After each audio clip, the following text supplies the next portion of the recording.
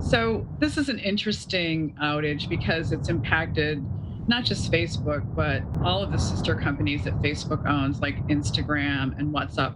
And looking across the outage, what's happening is that people are not being able to actually have access to the upstream and downstream applications.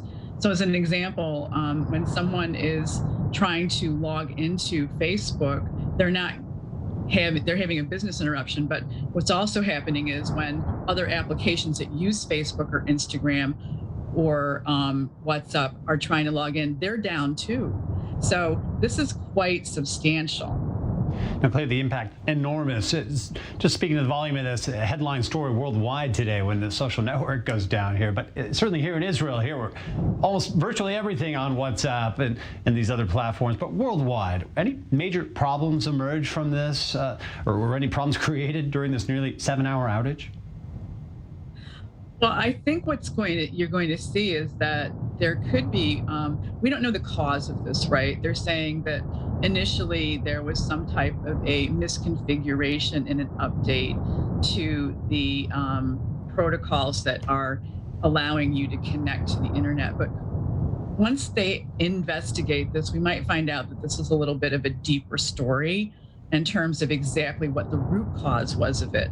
Was it a simple misconfiguration or was there some type of an attack? We don't know. Along those lines. So we need to wait and find out. Certainly cybersecurity, one of the biggest issues we're facing as we get deeper into the 21st century, as our entire lives more or less move online. Are we adequately protected? What's your take on that?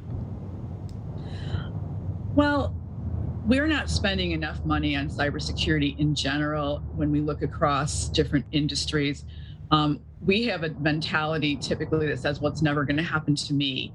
And business availability is very important. All of our lives right now are digital. 85% of what a business does today is done digitally. It's not done with paper anymore.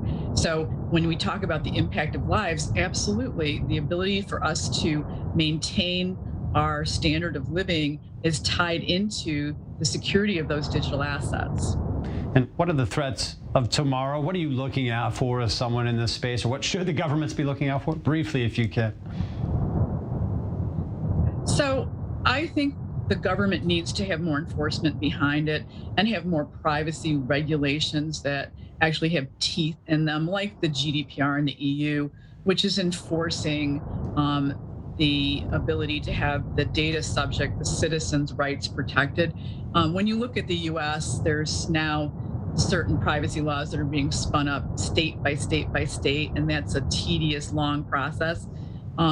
We just saw China enact a new privacy law, which is quite rigorous. So businesses that are doing multinational efforts are going to have to understand what this all means to them.